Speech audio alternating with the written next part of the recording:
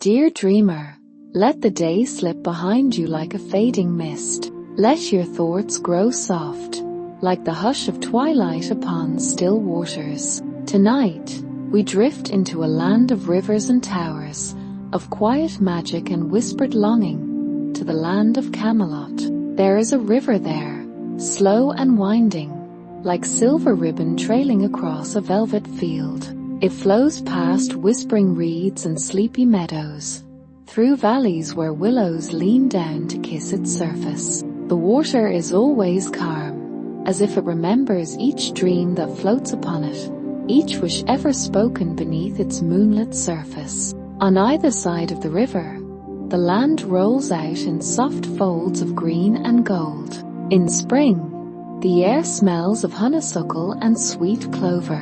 In summer, dragonflies dance like sparks of sapphire above the surface. And when autumn comes, the trees turn to fire, amber and russet, and their reflections glow in the glassy water like a second world beneath. This is the kingdom of Camelot, a place of quiet wonder, a place that lingers on the edge of a dream. And if you follow the river far enough, you may find a small island floating gently in its center, hidden by willows and shrouded in silver mist. It is a secret place, known to few, seen by fewer still.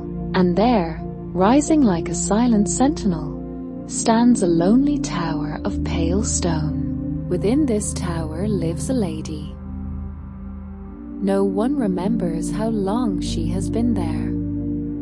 Some say she was born of moonlight. Others whisper that she arrived with the river itself, a spirit of quiet and solitude. But she is real, and she is waiting. Her tower is high and round, with tall, arched windows that face only the east. From these windows, the morning light spills in like golden silk, painting the walls with warmth. The walls are lined with woven tapestries, not bought, but made by the lady herself. For she is always weaving. All day, from morning to twilight, the lady sits before her great loom. Her fingers move with gentle purpose, passing the shuttle back and forth, thread by thread, row by row. The fabric she creates is not ordinary cloth, but a living picture, soft scenes of the world beyond her window, captured not with paint, but with thread and quiet longing. But there is one strange. The lady does not look directly out her window. She cannot. A soft enchantment, gentle, never cruel, lies over her like a thin veil. It is not a curse of fire or shadow, but of distance. She may not look upon the world as it is. Instead, she watches it through a mirror. Behind her loom, high upon the wall, hangs a great oval mirror, tall as a man and framed in silver leaves. In this mirror, she sees the road winding to Camelot. She sees the people passing, farmers with baskets of apples, riders on dappled horses, children chasing wind-blown petals. She watches the sky shift from pearl to rose, and the stars appear like lanterns hung in velvet. And all she sees, she weaves. Not from memory, but from reflection. Though the world is close, just beyond the glass, it is also impossibly far. She watches it like one might watch a dream from which they cannot wake. Yet she is not sad. Not entirely. There is peace in her solitude. There is rhythm in her days. The loom sings softly under her hands. The mirror glows with gentle light. Her heart, though still, beats with quiet wonder for the beauty she captures. And at night, when her work is done, the lady lights a single candle. Its golden flame dances on the stone walls, flickering like a star just beginning to fall. She carries it to the windows, never looking out, but feeling the coolness of the air beyond the glass.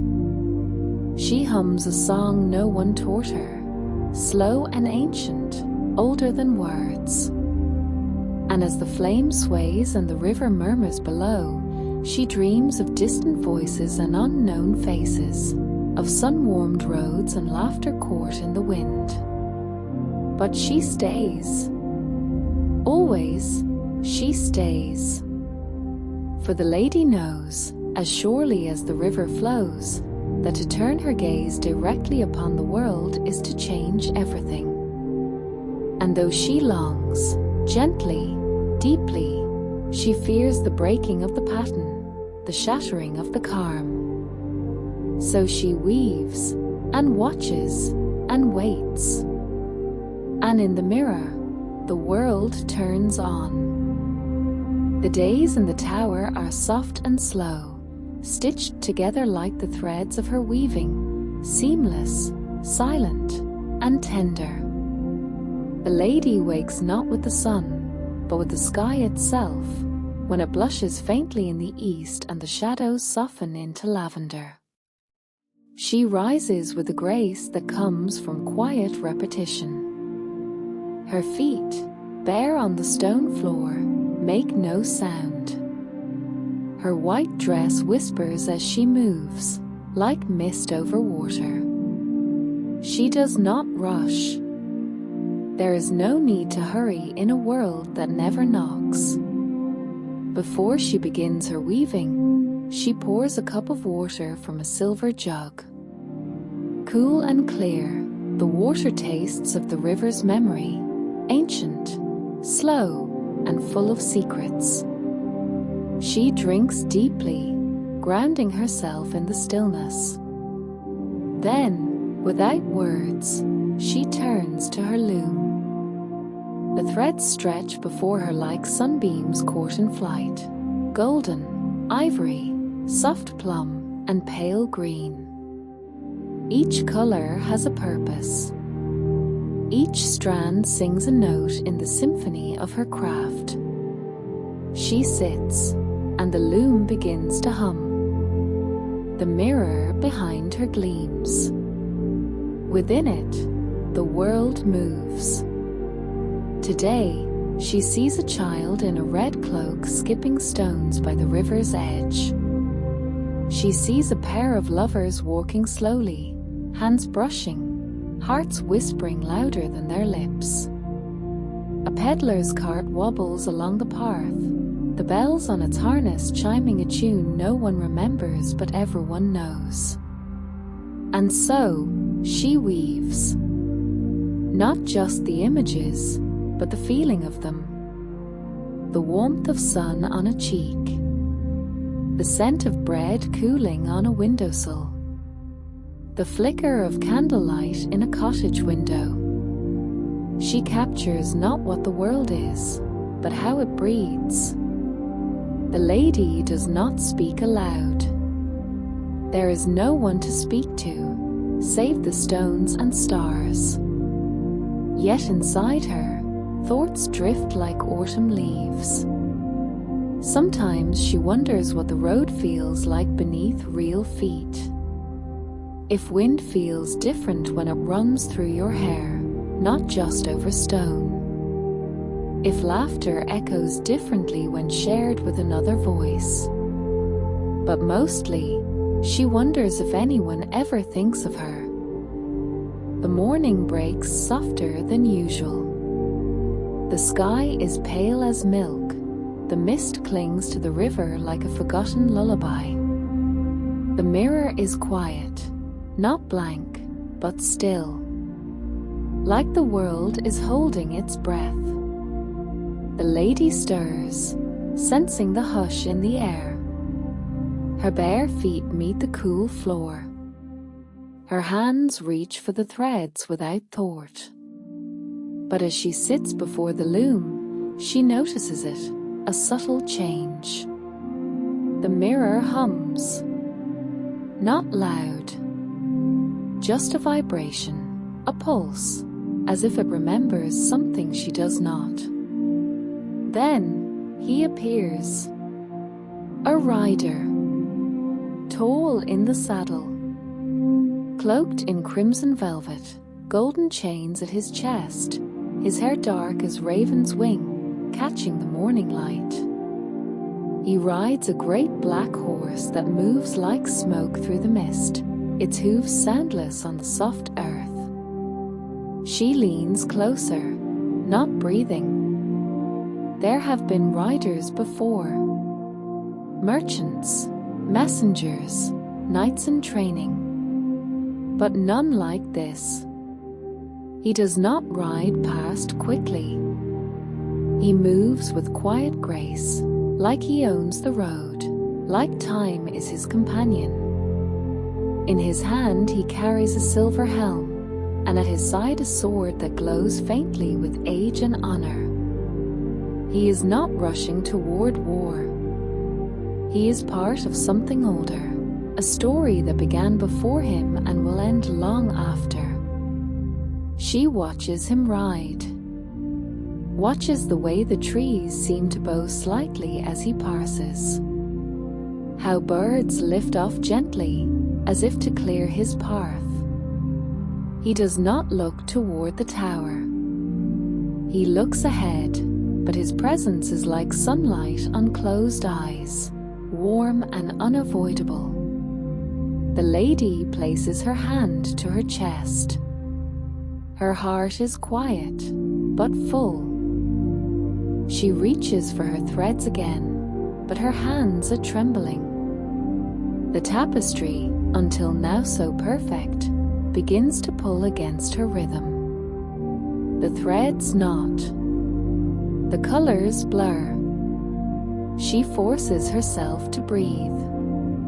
The mirror ripples. And in that moment, something ancient inside her stirs. A name she does not know wants to form on her lips. A feeling not born of weaving, not mirrored but lived, rises from the deep. She does not speak, but something in her soul whispers. He sees the world as I do. Though the night looks ahead, his eyes hold a stillness, the same silence she has carried for years. A quiet made not of emptiness, but of watching too much, feeling too deeply. A loneliness wrapped in courage. He disappears down the road. The mirror stills. But the lady cannot move. She sits there long after the image fades. The loom is forgotten. The threads loosen in her fingers. Her breath is slow, but her mind races. For the first time, her still world tilts. She rises, walks toward the mirror. She has never done that before. Her place is at the loom, behind the thread, in the softness of routine. But now, something compels her.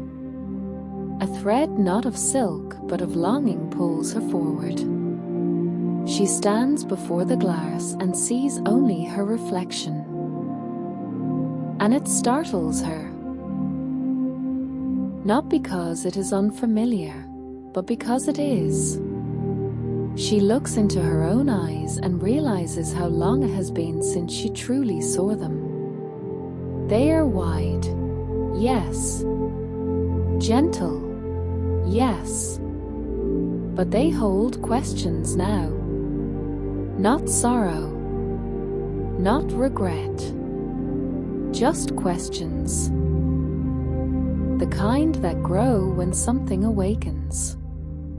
She returns to her loom in silence. But the work no longer comforts her. The images she once wove with ease now slip from her mind like smoke. Her fingers hesitate. Her patterns falter. She begins to hum, hoping it will bring her back into rhythm, but the tune feels hollow. It is not sadness she feels. It is yearning. For something not yet known. For a voice not yet heard. For footsteps not yet walked. That night, she lies awake. The candle flickers gently beside her. The tapestries on the walls seem to rustle, stirred by winds that do not reach inside the tower. The mirror glows faintly in the moonlight. She dreams not of reflections, but of turning. Of looking out the window, just once. Of letting her eyes meet the world without silvered glass between them. Of feeling wind against her face, not only in memory. And in that dream, she smiles. Not because she has decided, but because she knows a decision is coming. The morning breaks golden. Soft beams of light stretch across the river like sleepy arms reaching for something just out of reach. The world outside is still wrapped in mist, but it glows now, not silver, not grey, but pale gold. As if the sun, too, has been dreaming and has just begun to wake. The lady sits at her loom, but does not touch it. The shuttle rests in her lap. The threads hang loose, untouched, unwoven. Her eyes are not on the tapestry, not on the mirror, not on the patterns that once filled her days with purpose. Her gaze is distant. Somewhere, the night is riding. Not in the mirror, but out in the world. His cloak trailing like a ribbon of fire, his sword catching the early sun, his horser's breath curling in clouds before him. She does not see him now, but she knows. She feels his presence like a distant hum, low and steady beneath the quiet of the tower. All day she sits, unmoving. The mirror stays still. No passing cart, no herdsman's whistle, no child's laugh, only silence and wind, and the low song of the river brushing past the willows. And then, in that softest hour between afternoon and dusk, the lady rises. Slowly, as if waking from a dream she cannot return to. Her bare feet glide across the floor. The mirror watches her, as it always has, silent and patient. But today, she does not meet its gaze. She walks past it, toward the narrow stair. The tower window stands at the top, framed by ancient stone, draped in cobwebs that glitter like frost in the amber light. The window has always been there, but she has never approached it. Until now. She places her hand on the stone sill. It is cold and real. She breathes in, a breath not filtered through mirror or memory. The air smells of river reeds and damp earth and faraway pine. It fills her lungs like music she has never heard. Then, slowly, she leans forward. And for the first time in her life, she looks. The fields stretch green and endless. The road curves gently along the bank. Birds soar low, their wings slicing the air with ease. Smoke rises from distant chimneys, curling upward like prayers. The river shimmers like molten glass, winding patiently toward Camelot. She does not cry, But something deep within her softens, a knot unties. She feels her own name stir beneath her skin, though she cannot yet speak it. And in that moment, the mirror cracks. Not loudly, no crash or shatter. Just a quiet snap, like a thread pulled too tight. She hears it, turns, and sees it, a single fracture running like lightning through the silver glass. A sliver of sky reflected where there should be her loom. A line where reflection ends and truth begins. The curse has awakened. But there is no thunder, no voice from the heavens, no cold wind, only a deeper silence than she has ever known, the silence of choice. And she has chosen. She walks down the tower steps. Her gown brushes the stone. Her hands trail along the walls as if saying goodbye. The threads lie tangled behind her. The mirror holds its crack like a wound. But she does not look back. The door at the base of the tower is small. It creaks open like a secret. Outside, the earth is soft beneath her feet. Grass gives way to sand at the river's edge. The boat is waiting, as if it always has been. A small, dark vessel, empty, ready. She steps inside. The wood is cold and smooth beneath her fingers. She lies down, her hair spilling like gold across the planks, her white gown glowing faintly in the dusk. The rope unties itself, or perhaps it never was tied. The boat slips into the current. The river takes her gently. It does not rush.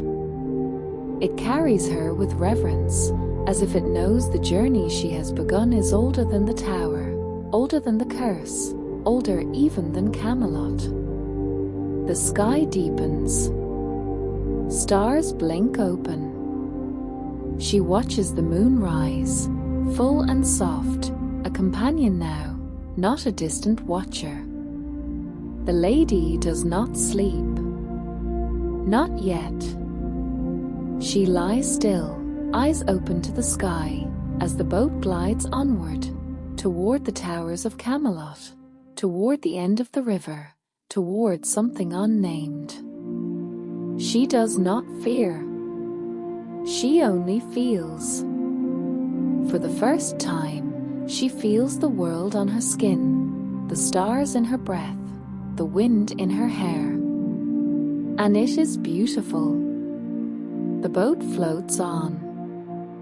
Through the hush of twilight, it glides without effort, its path lit by moonlight and memory. The river curves gently, as if cradling her, a winding cradle of water and time. All around, the world sleeps. Cottages dim their lights. The songs of the day have faded into the quiet rhythm of insects and night birds. The lady lies still, her hands folded upon her chest, her face serene as starlight. No fear marks her brow. No sorrow. Only rest. Along the banks, willows bow low. Their slender fingers touch the surface of the river, trailing in the current as if blessing her passing. A fox watches from the reeds. An owl turns its head, but none disturb her, for something sacred is happening. She is not merely a woman on a river. She is a legend in motion, and legends move gently. The towers of Camelot rise slowly into view, dark shapes against the violet sky, edged in silver by the moon. Spires, turrets, and bridges. Lanterns glow like tiny stars in the high windows. Somewhere within, music echoes faintly, the last song of the feast. On the bridge, a knight leans over the parapet. It is Lancelot. His armor is unfastened, his cloak removed. He gazes into the dark river as if seeking something he cannot name. A quiet longing rests in his eyes, not for glory, not for triumph, but for something simpler. A truth he has not yet found. And then the boat appears. It slips from the shadows beneath the arch of the bridge, slow and silent as a dream. At first, no one speaks. The watchers on the shore pause. Servants drop their bundles. A minstrel lowers his harp. Even the wind seems to hush, as if nature itself holds its breath. For there, in the boat, lies a lady. Her golden hair glows like candlelight in the moon. Her gown, white and trailing, ripples in the water. Around her, someone has placed simple things: a sprig of heather, a single spindle of thread, a piece of woven cloth. But no name. Only silence. The boat glides to a stop at the edge of the palace steps, as if guided by unseen hands. Lancelot descends from the bridge. Others follow, lords and ladies, children in night clothes, guards with torches that flicker against the stone. No one dares speak first. He kneels beside the boat, looks down at her face, and for a long moment, the world narrows. She is not familiar to him. And yet, something in her expression, the stillness, the softness, speaks to something quiet inside him. Something he had long hidden beneath steel and vows. He whispers, more to the stars than to anyone watching. She has a lovely face. God in his mercy lend her grace. The Lady of Shallot. A murmur passes through the crowd, like wind and grass. The name circles on lips and into legend. And still, she sleeps. Not as the living sleep, restless, shallow, but with a peace that goes deeper than dreams. A peace earned by choosing truth over fear. A peace carried gently downriver, wrapped in moonlight. In time, the crowd departs. The boat is drawn to shore and placed in the chapel garden, surrounded by white flowers and silver leaves. Birds perch silently in the branches above. But her story does not end there. Not really. For those who saw her never forgot. And those who had not heard the tale whispered in halls and around hearts until it passed beyond memory into myth. A lady who wove the world from shadows. Who broke her mirror to follow the light. Who traded a silent tower for a brief moment of truth and found something eternal. And still, the river sings. If you listen carefully, some say you can hear her name carried in its song. Not with sorrow, but with wonder. As if the water remembers her choice and carries it still into the wide sea beyond. Night deepens. The last echoes of Camelot fade behind the hills. Torches burn low, the revelers return to their dreams, and stillness stretches over the kingdom like a velvet sky. The world is quiet now, as if holding space for the memory of the woman who drifted down the river of fate. Above, stars shimmer in great silence. The constellations lean close, their cold light brushing the earth, as though they too have paused to remember her. Some say her soul became starlight, not lost, but transformed. She had lived long in shadow, her world filtered through glass and thread. Yet in the end, she stepped out into the wind, into rain and risk and wonder. For a moment, for a night, she lived. Fully, truly, even though the price was high. And isn't that what stories are for? To remind us that even the smallest life can shine. To remind us that there is beauty in choosing, even when the path is unknown. In the days that followed, the Lady of Shallot was mourned not with trumpets or tombs, but with gentle gestures. Children placed lilies by the chapel wall. A young weaver left a thread of golden silk tied to a gatepost.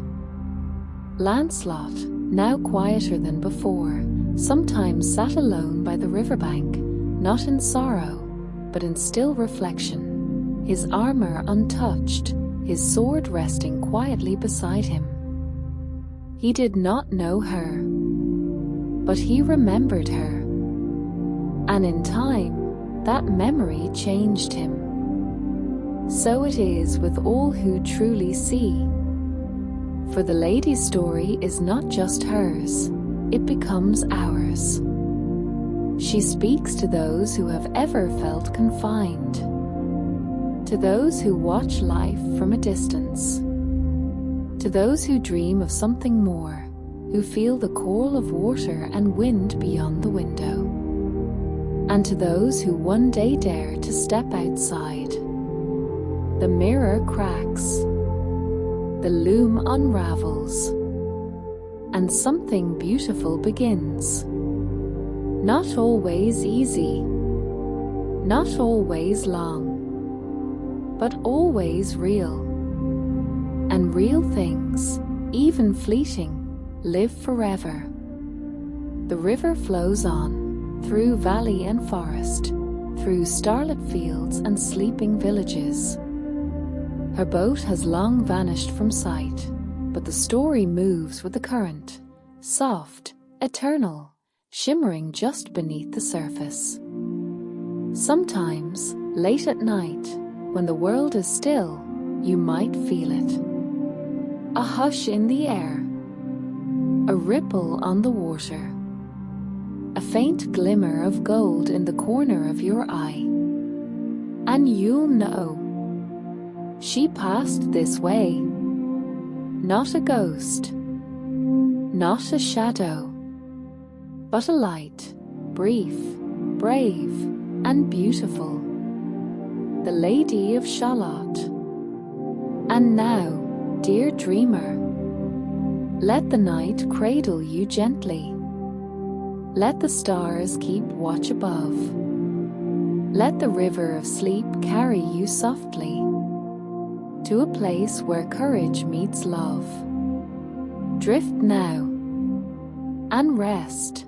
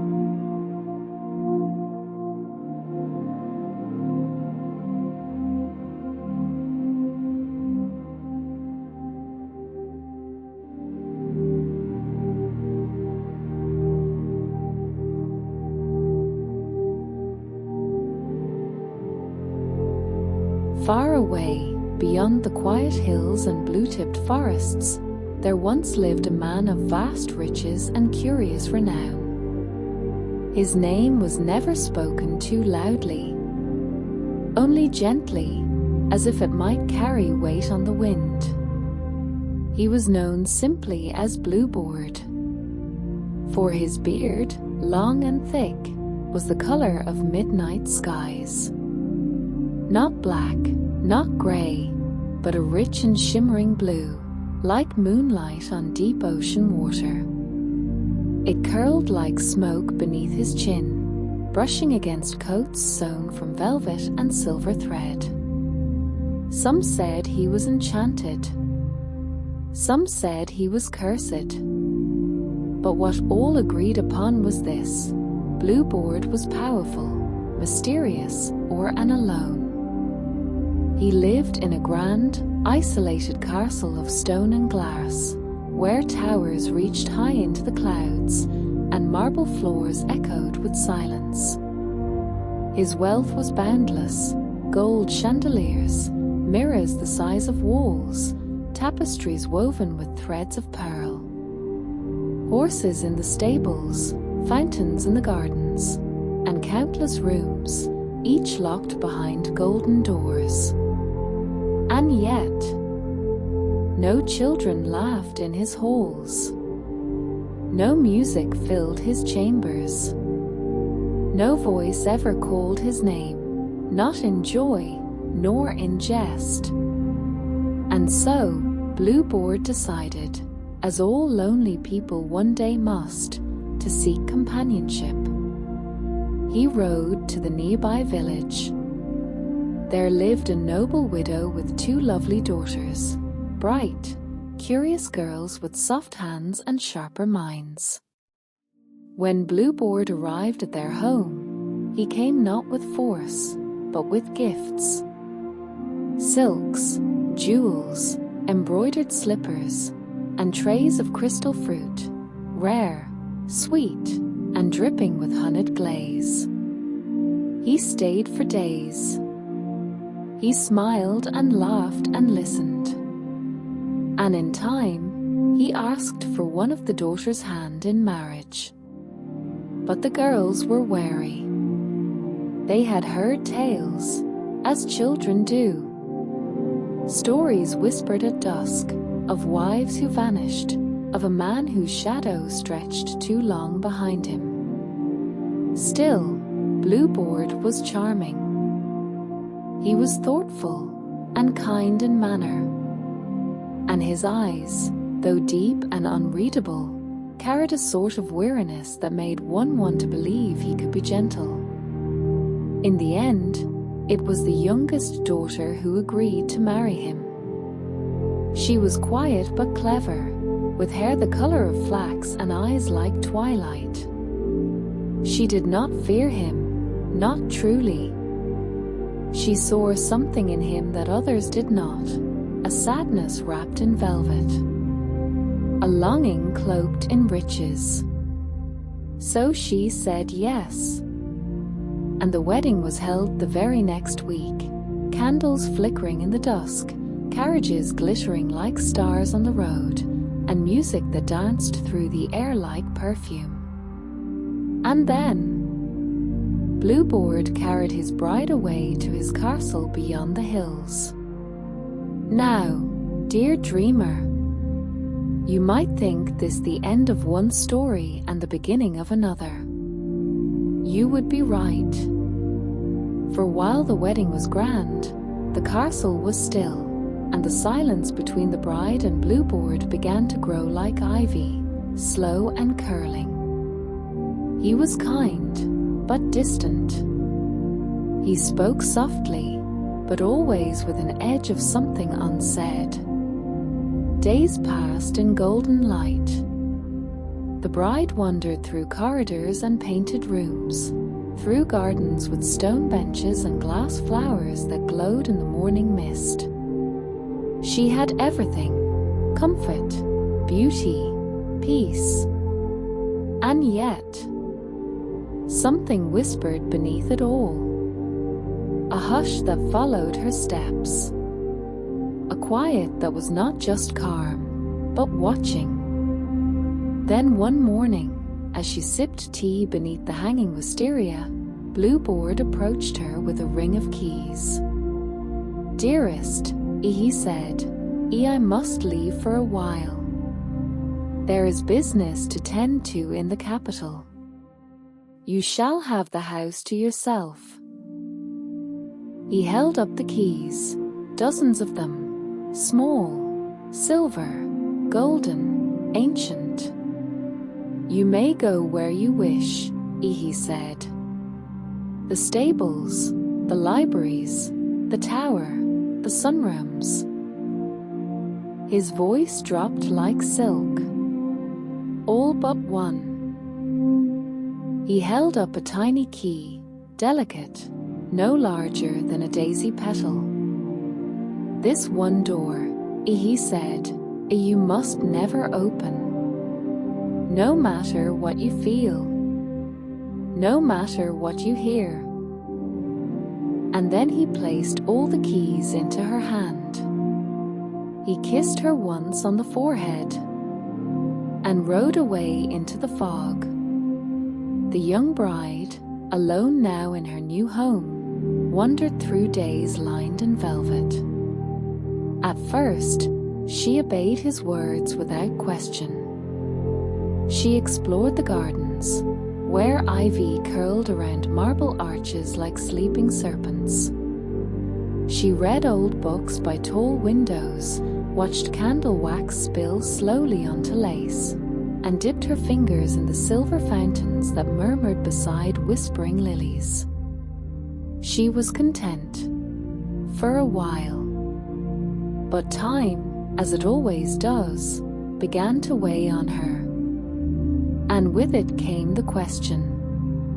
The door. It was not grand. It was not gilded. It was just a door, narrow, dark-stained wood, barely different from the rest. But it called to her. Not loudly, not even in words, just in silence. And that silence grew louder every day.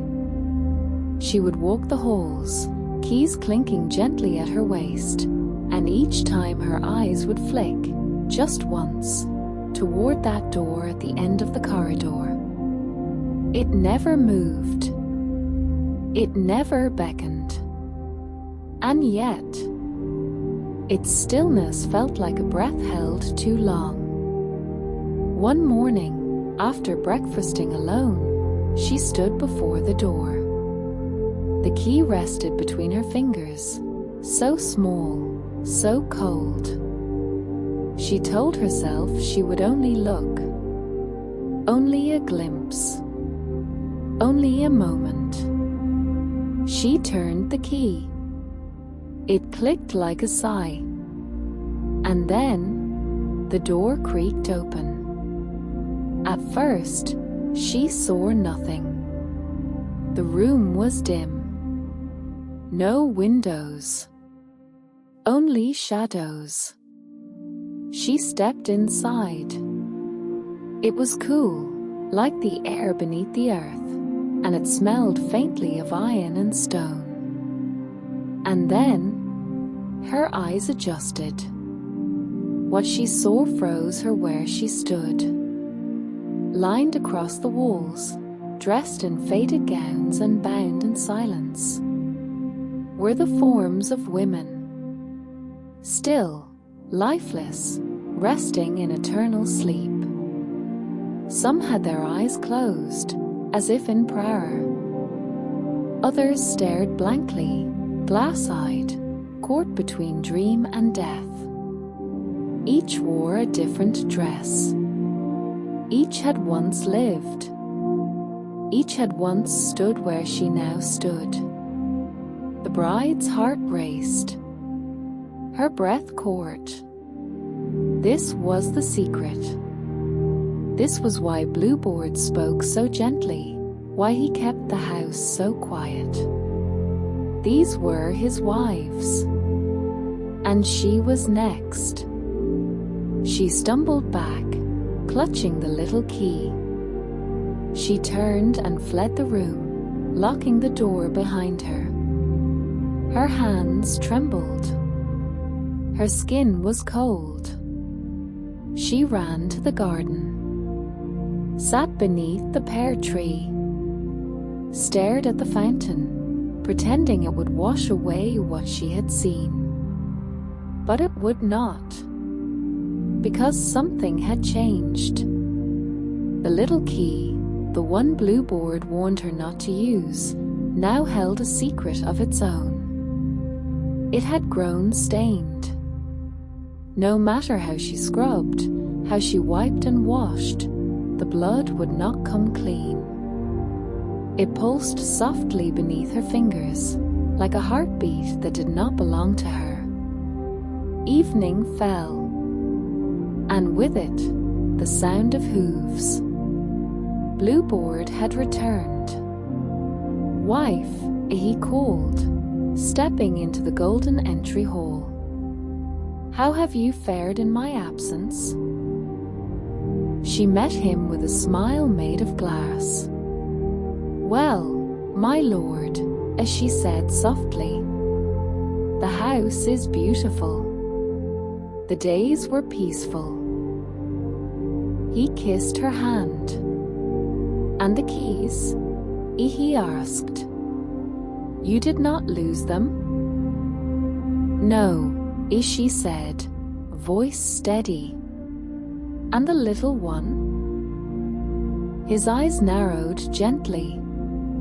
"You did not use it?" She paused, just for a moment. And in that pause, he knew. Bluebeard's face darkened like a sky before a storm. "You opened the door," he said, voice now low and heavy.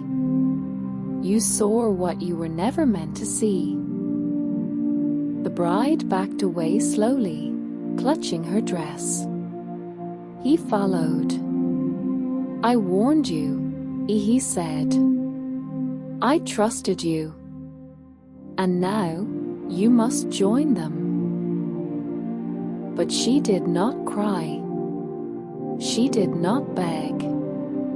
She ran. Up the stairs, through narrow halls, past tapestries that fluttered in her wake like frightened wings.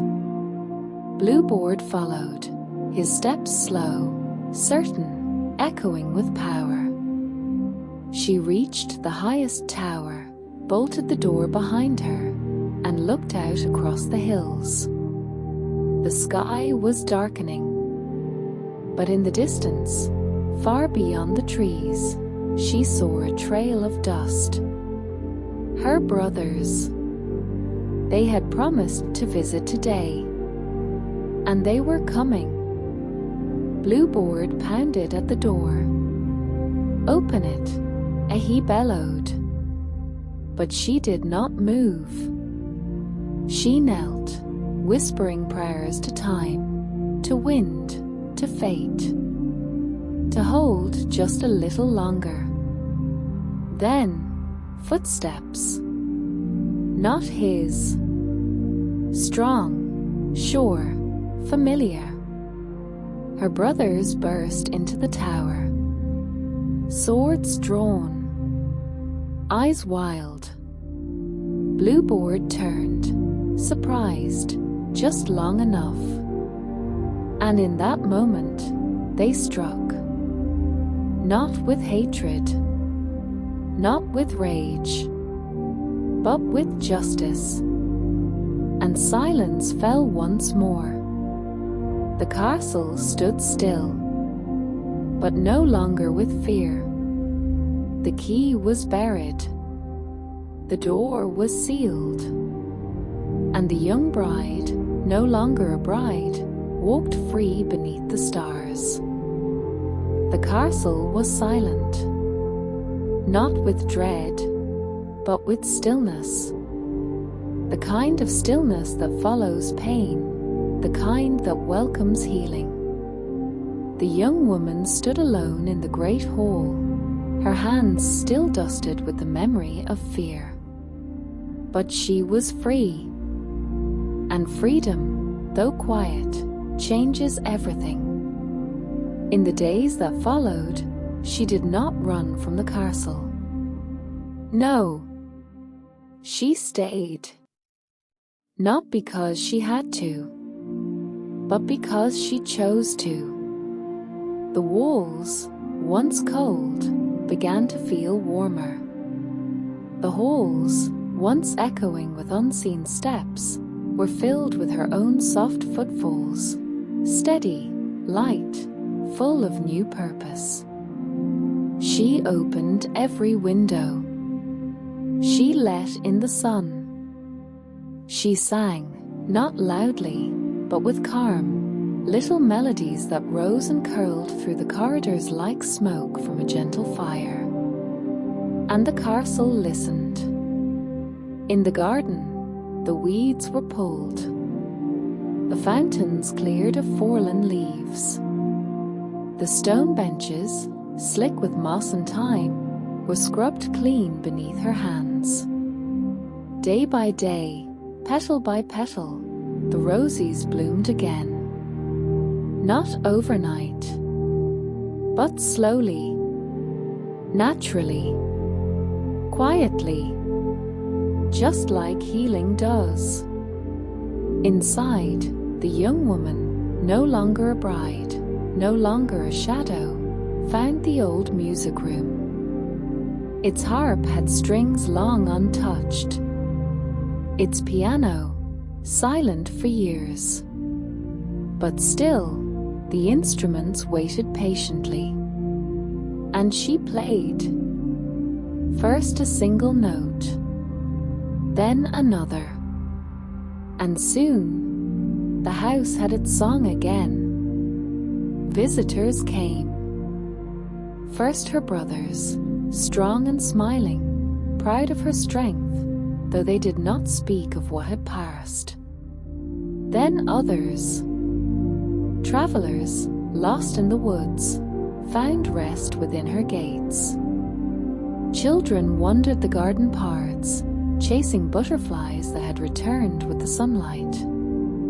Elderly women came to sip tea in the lavender courtyard, sharing stories in soft voices, their laughter gentle like wind in lace. The house, once filled with secrets, became filled with life. And all who entered felt it. This was no longer a place of silence and sorrow. This was a sanctuary. At night, she lit candles in the high tower. She did not fear the dark anymore, because she had walked through it and returned. The tower was now her room, not to hide in, but to dream in.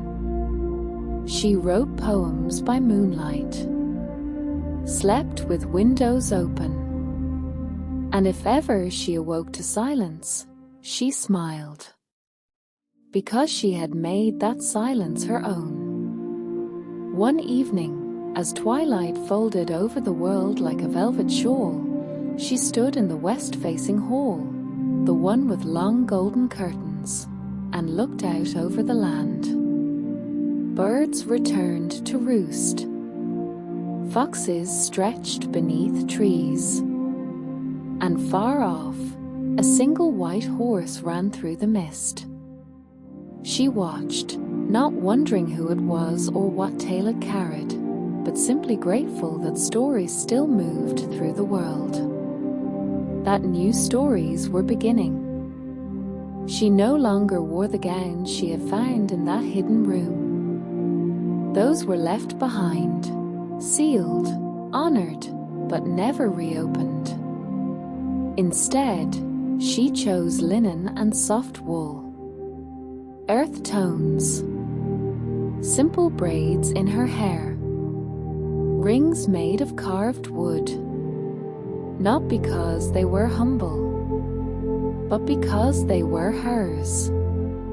The villagers began to speak of her, not as a widow, not as a survivor, but as something else. The keeper of the Rose House, the lady of the singing hall, the one who turned silence into song. And when the children heard her name, they smiled, not in fear, but in wonder. Sometimes, late at night, she would sit by the fountain, the same one where she had once hidden, heart racing. Now it was just water, soft, steady, shimmering beneath the stars. She would dip her fingers into its coolness, close her eyes, and listen. Not for footsteps, not for doors, but for her own breath, her own stillness, her own peace.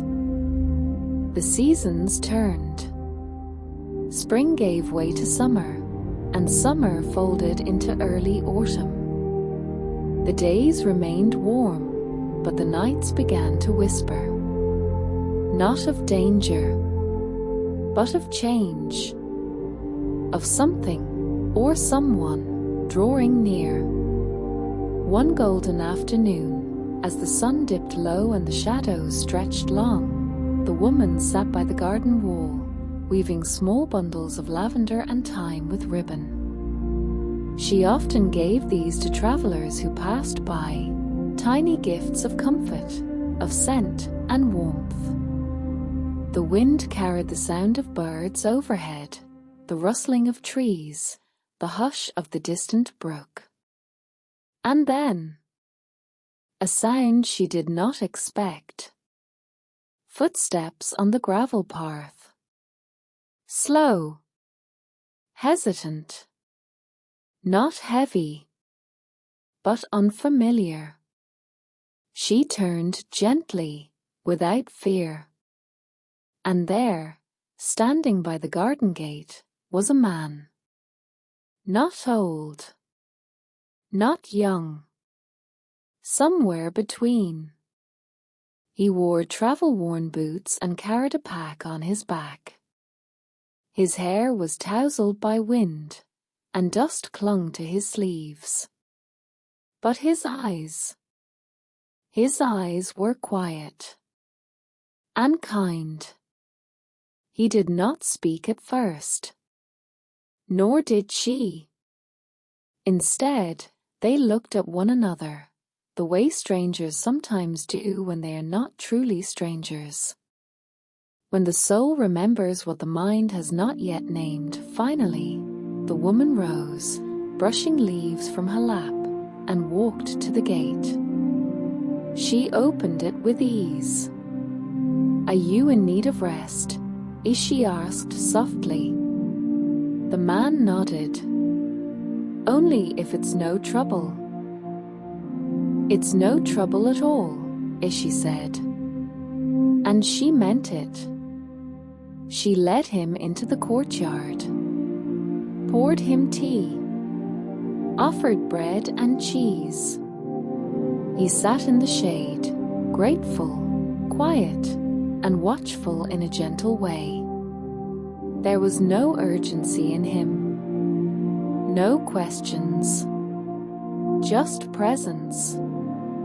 He did not ask about the castle, or the garden, or her name. He simply sat and listened and breathed in the scent of herbs in the air.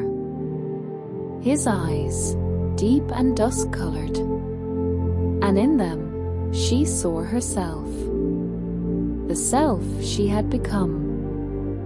Not the frightened girl who once unlocked a door, but the woman who had planted a garden in its place. That night, she did not dream of towers or keys. She dreamt of soft lantern light, of apples falling gently into grass, of a home not made of stone, but of trust and quiet laughter. And when she awoke, she knew. The story had turned. Time became like mist.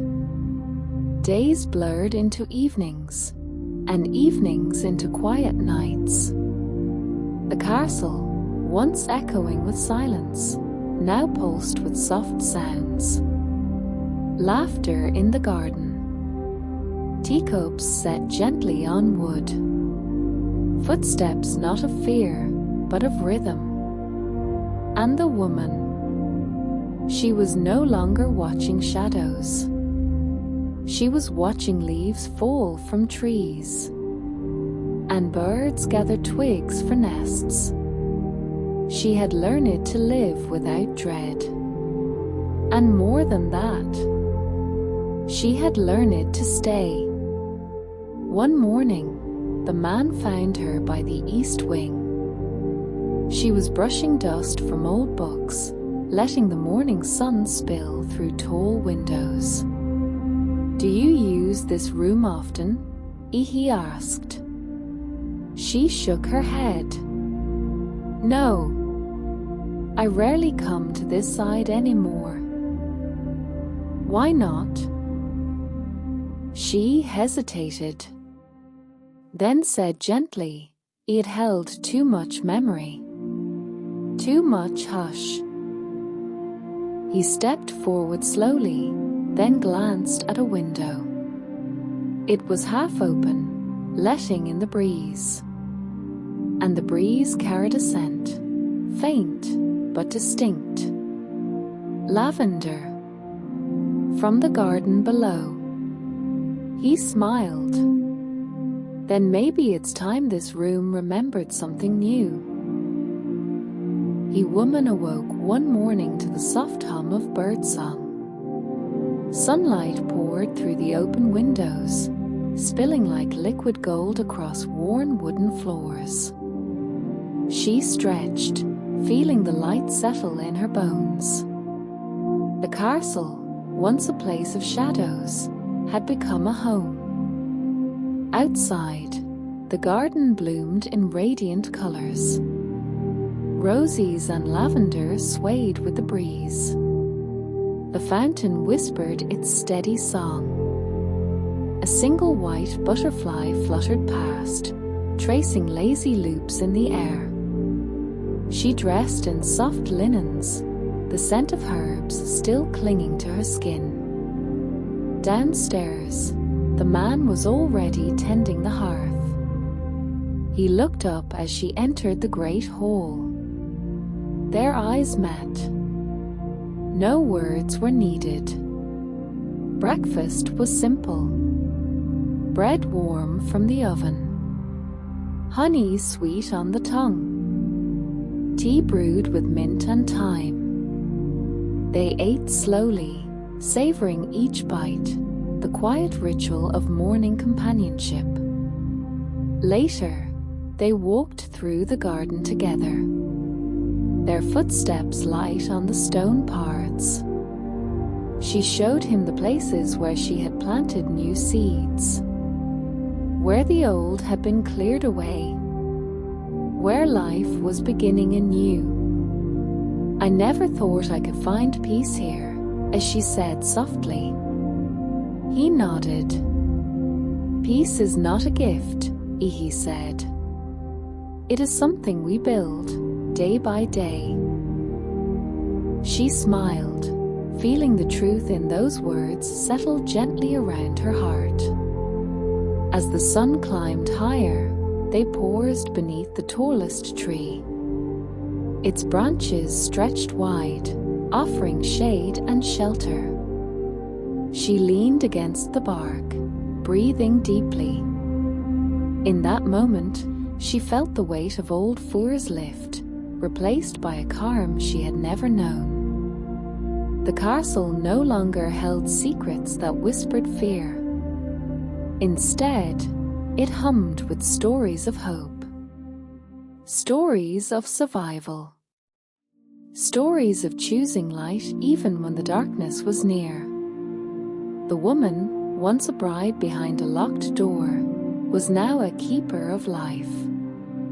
She tended her garden. She welcomed visitors with open hands.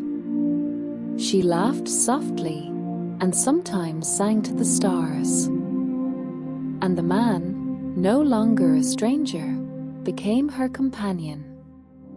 Together, they wove a new story, one not written in keys and shadows, but in open windows and growing blooms. Dear dreamer, let this story rest in your heart. Let it settle like soft snow. Let it remind you that even after the darkest nights, there is always a quiet dawn. Close your eyes now. Breathe deeply. Feel the gentle rhythm of peace. Let your dreams carry you softly into the morning.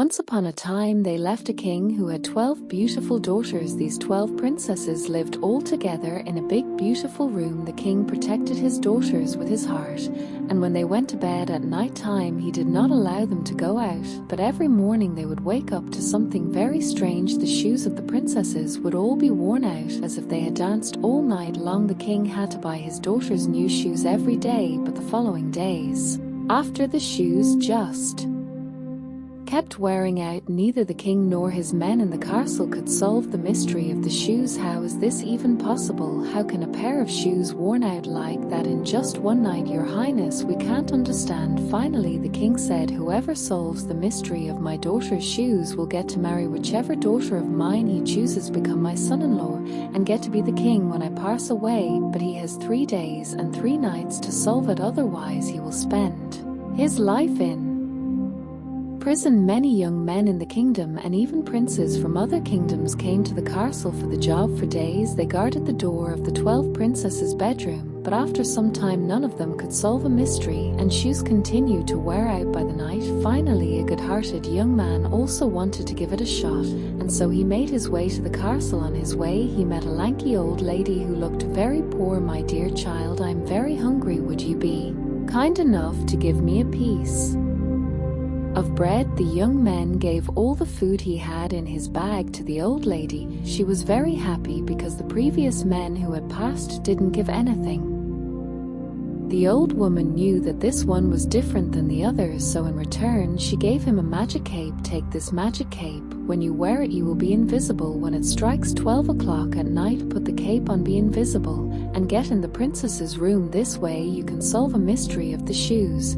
But be aware, do not drink what the princesses give you. Know those nasty princesses. The young man took the magic cape and went to the castle, and when he arrived he said that he was there to solve the mystery of the shoes. First day, when he was keeping guard in front of the princess's room, the oldest princess came out with a glass of lemonade. You must be thirsty. We have prepared some lemonade for you. Please have some. The young man forgot about the old lady's warning and drank it. Soon after he was very sleepy. He fell asleep, snoring all night in the room that they had prepared for him. Thank you. When it was morning the young man stood up in a panic. I was supposed to wear the magic cape and get in the princess's room. On the second night the young man once again kept guard in front of the princess's room. This time another princess came out with a glass of juice in her hand. The young man was so thirsty while keeping guard and waiting for the nightfall. Without thinking he drank all the juice that had been given to him,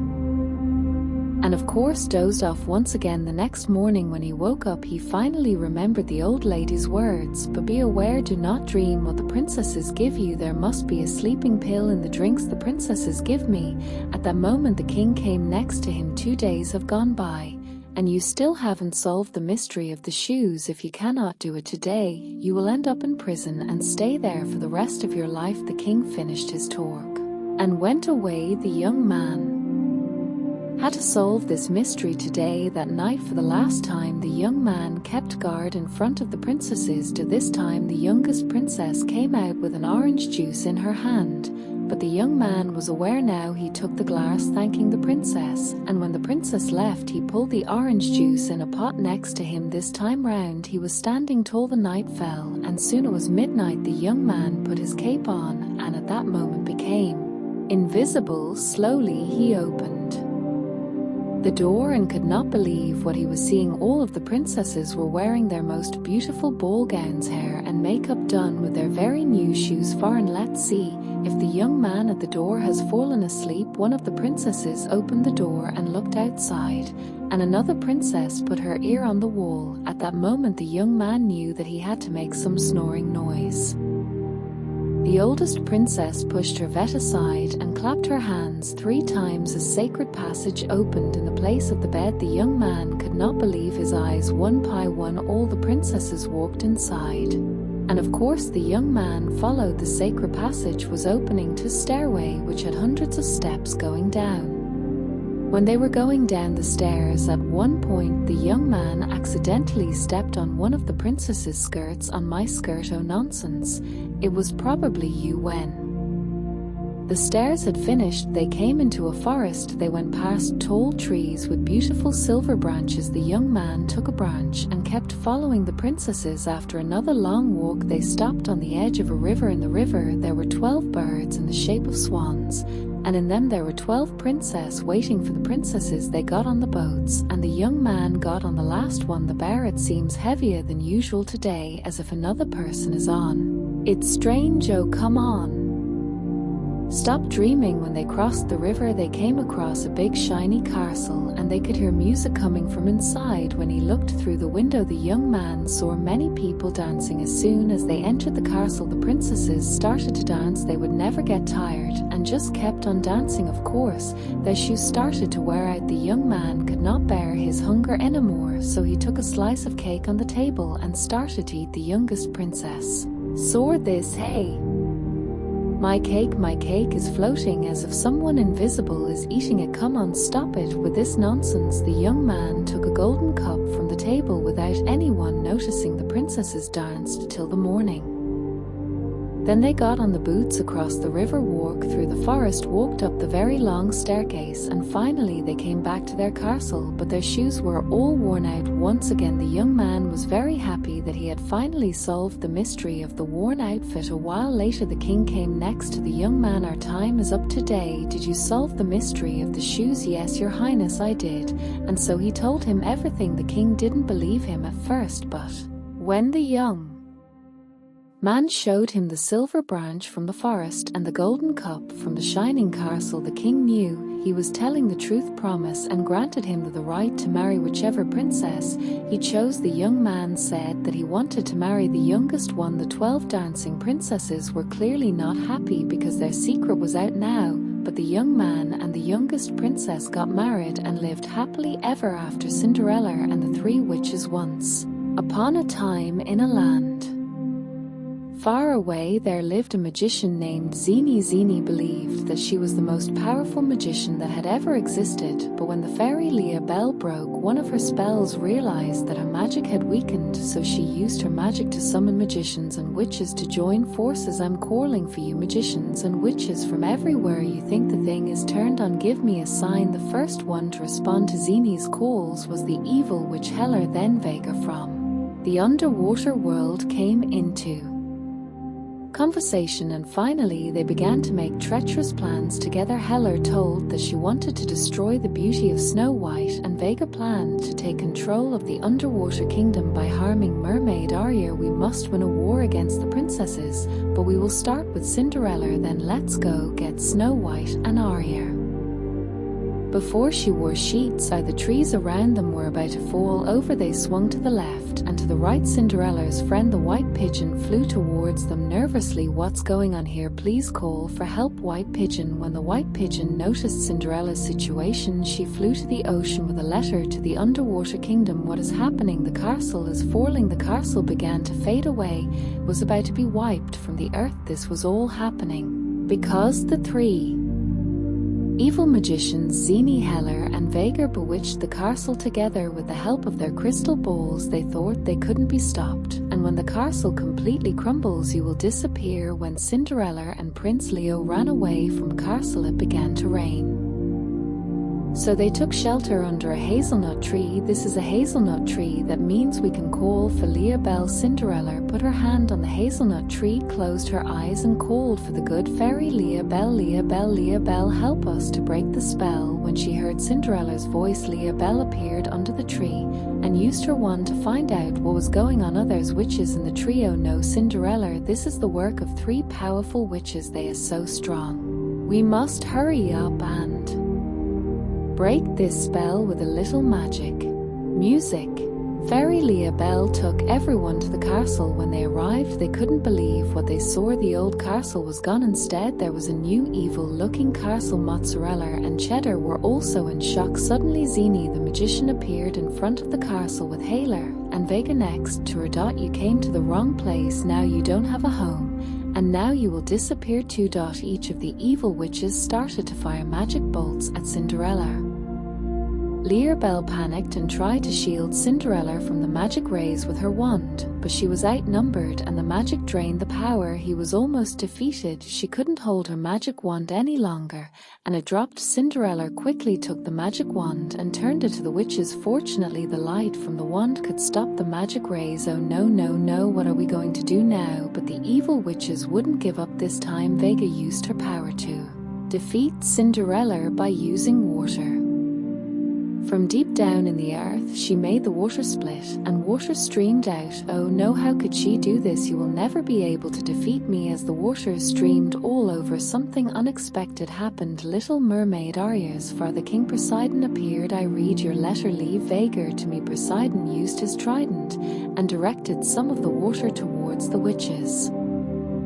Do this. Vega tried to stop the water, but she couldn't. Poseidon pointed his trident at the witches again and turned the water into ice, so that the witches were trapped in a giant ice block. Bluebeard saw her chance to help. She reached out for her wand and used its power to wrap a chain around the ice block and put a big lock on them. Then she lifted them up and threw them onto a mountain where no one would ever dare to climb. Finally, the witches had been defeated. Thanks.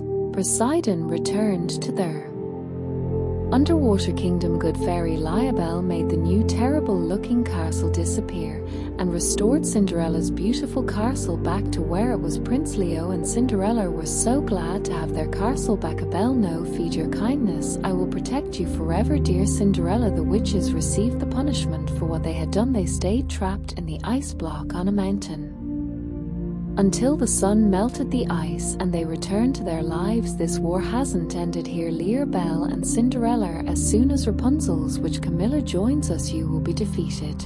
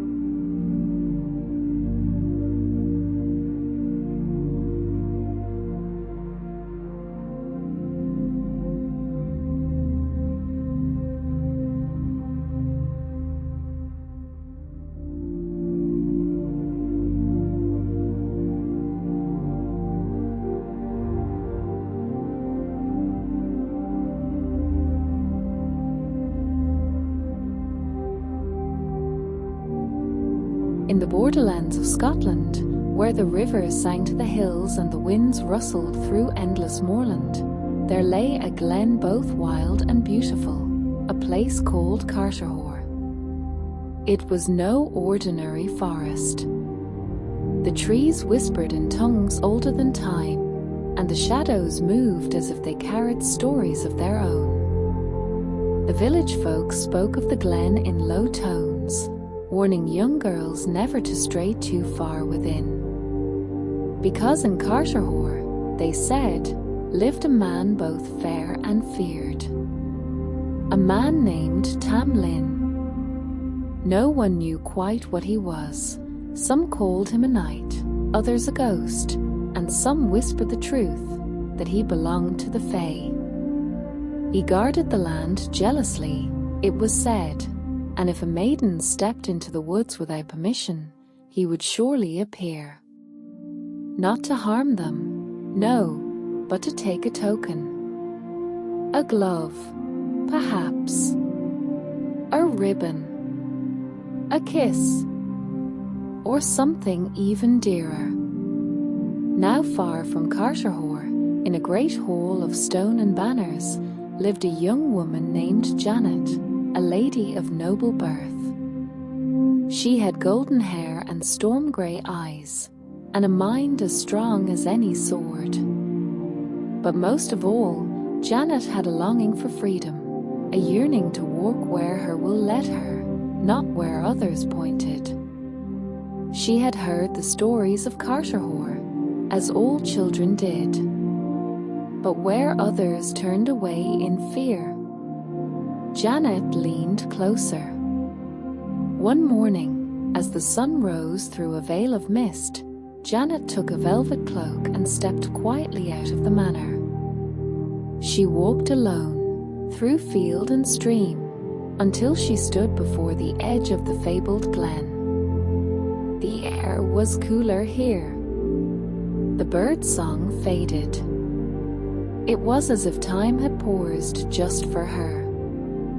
She stepped into Carterhaugh, and Carterhaugh welcomed her.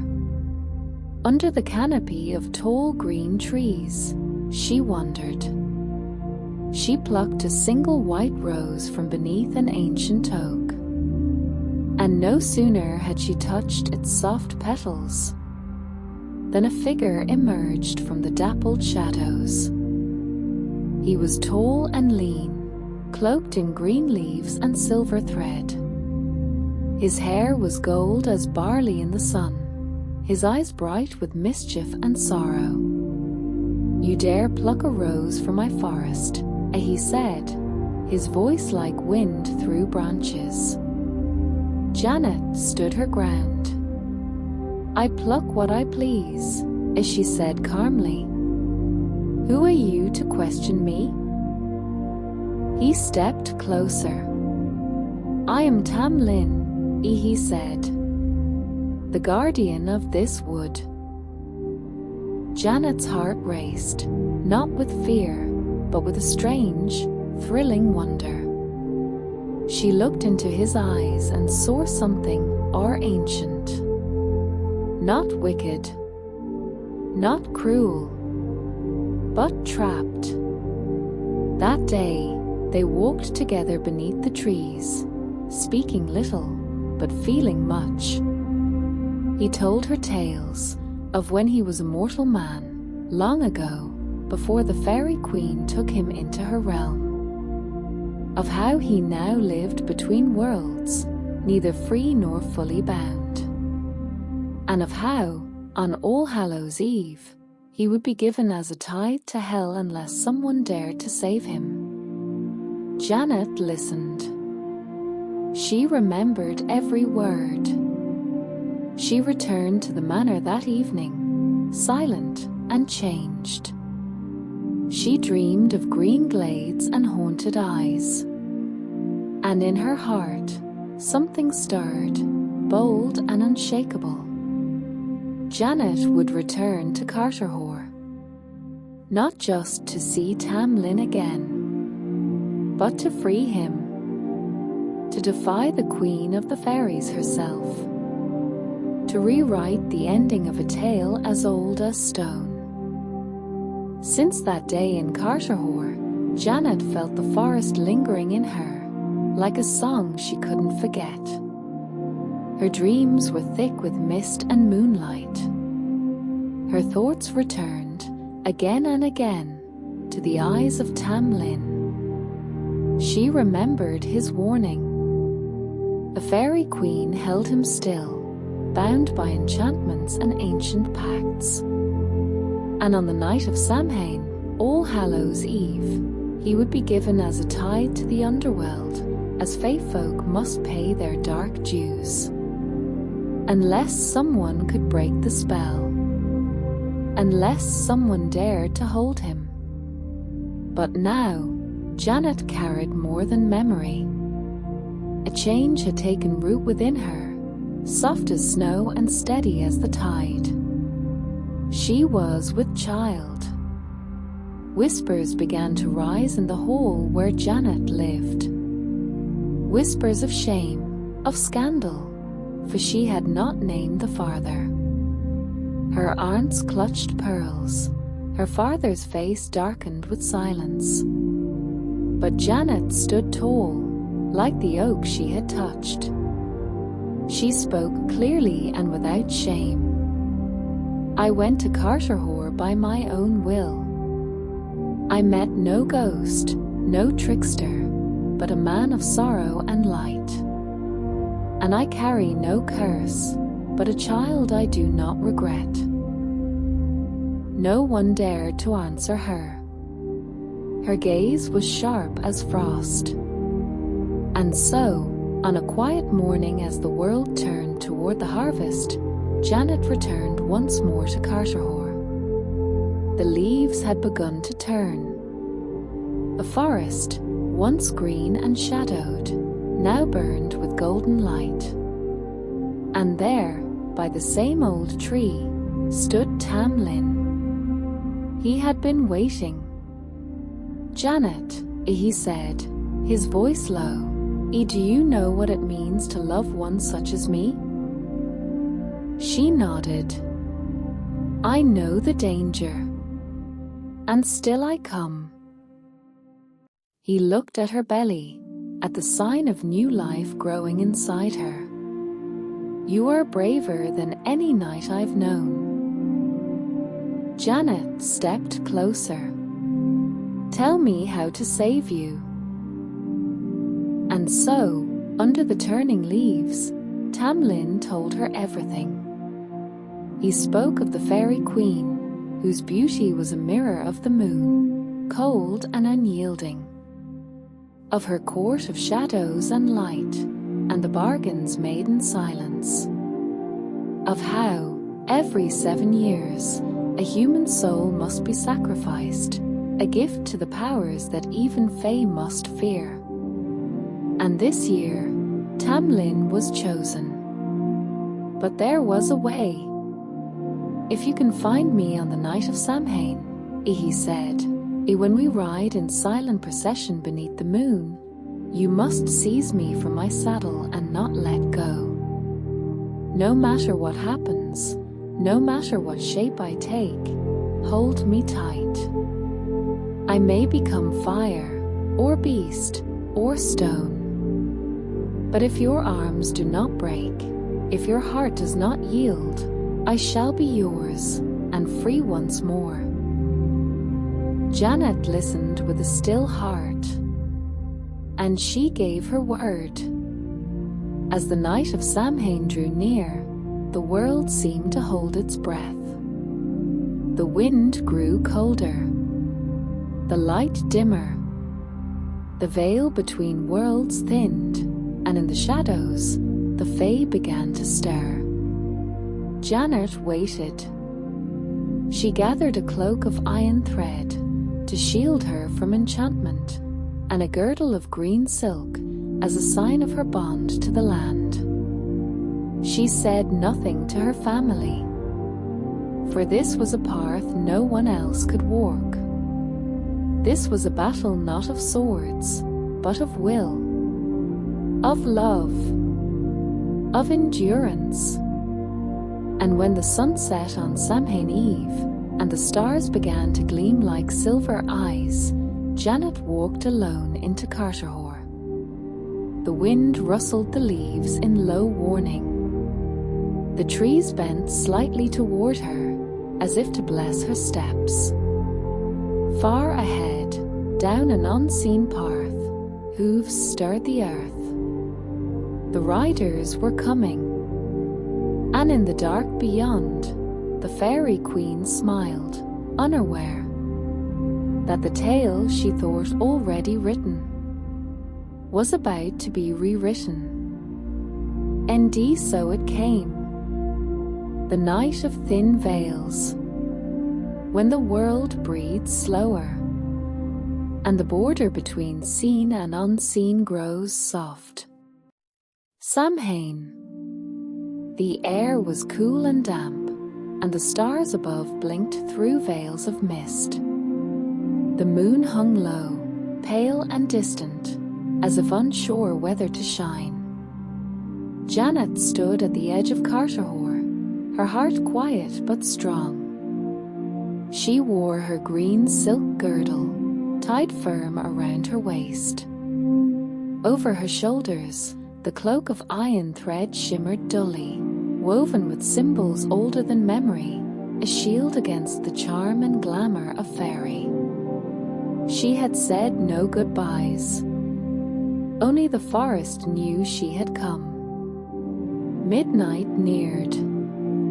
The stillness was strange, as if the whole land were waiting, trees holding their breath, grass hushed in anticipation. Then, a sound. Far off at first, like thunder wrapped in velvet. Hoofbeats. A procession of riders approached, silent and strange.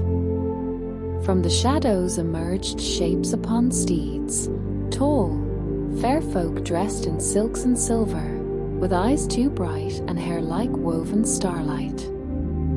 Their horses moved without sound, hooves barely brushing the earth. And at their head rode the Fairy Queen, her face cold and perfect, her gown shimmering like moonlight on frozen water. Behind her, among the riders, was Tam Lin. He wore no chains, but his posture was stiff, his face unreadable. Janet watched, heart pounding. She waited, hidden in the tall grass beside the path, as the procession wound past. 3 times they passed. First, black horses.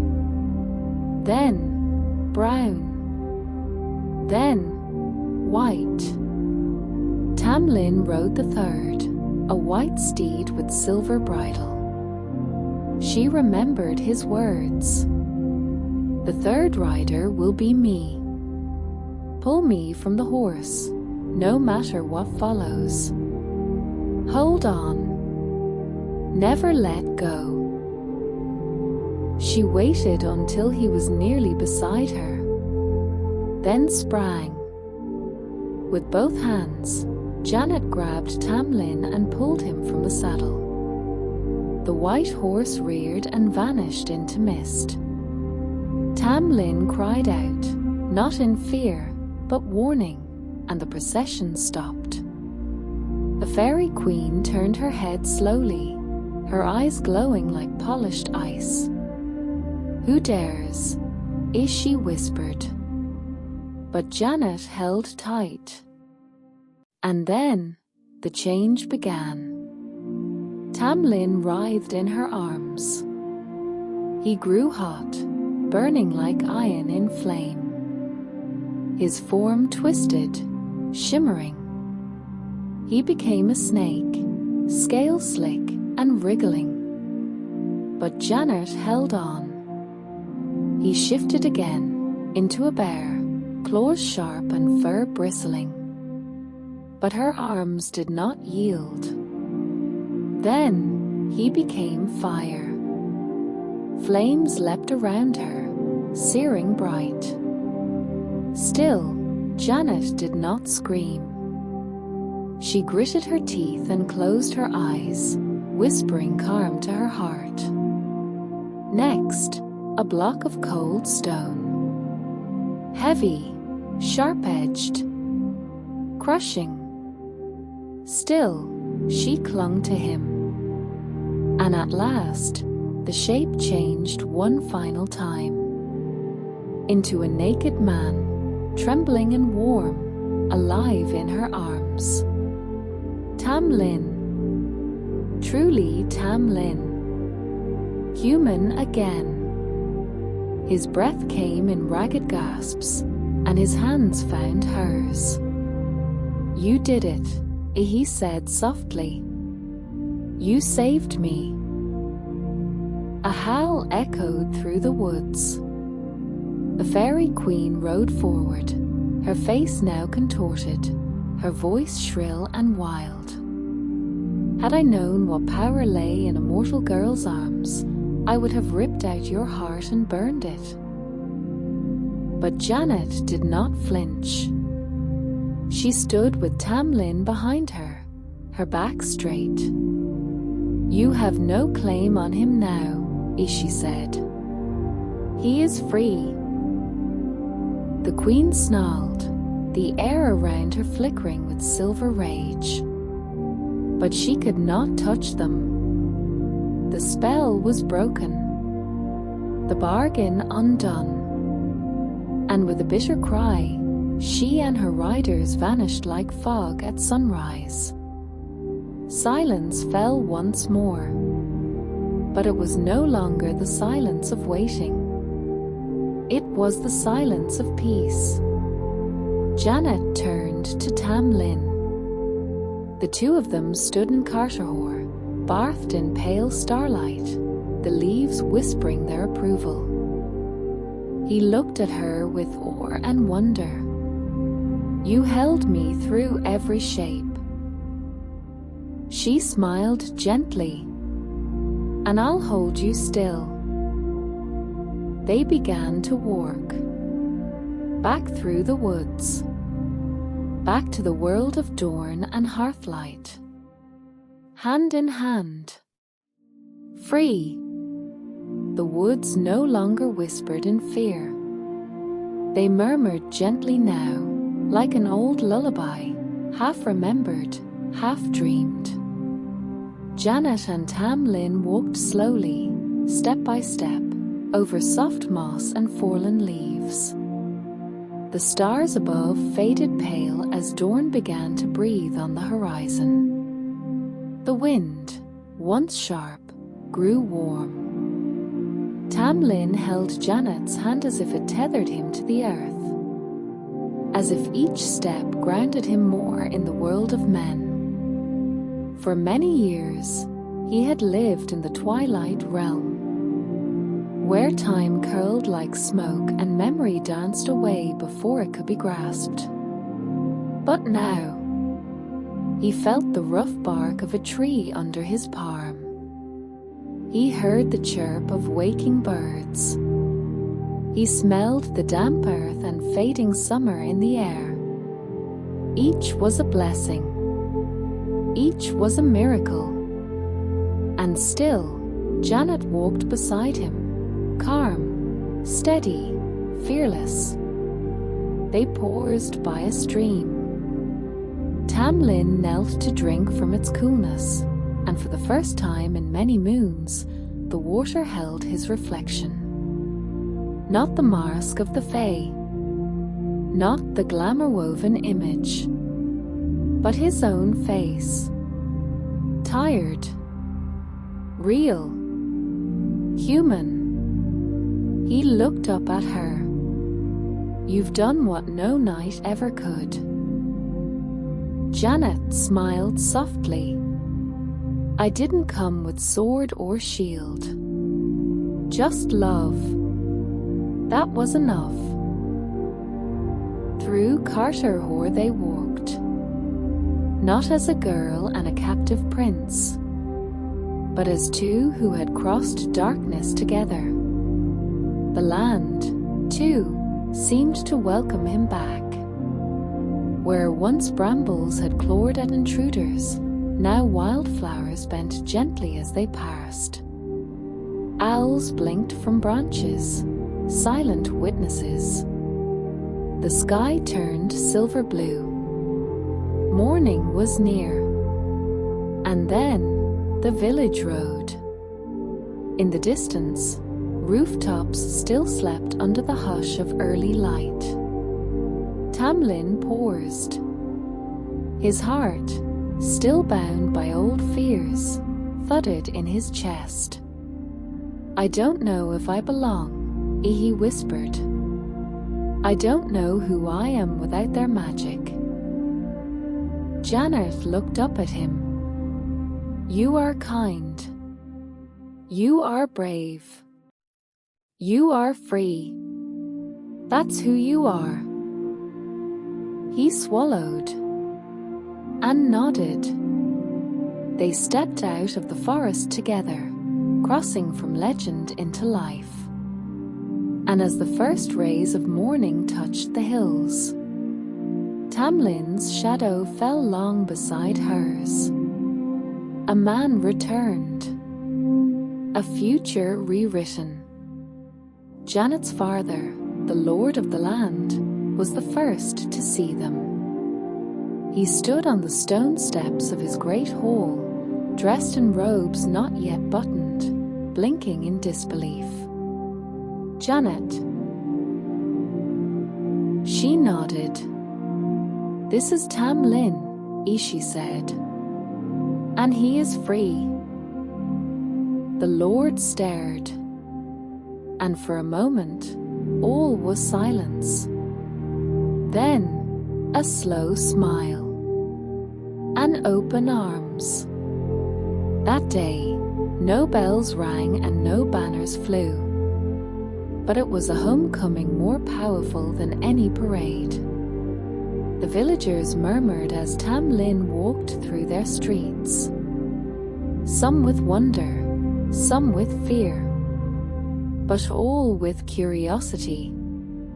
They remembered the tale of the lad who had vanished into the woods so long ago. Now returned, looking both older and gentler than he should. Janet never left his side. She told them what had passed, how he had been taken, how he had served the fairy queen, how he had been changed and shaped and bound, and how love had broken the spell.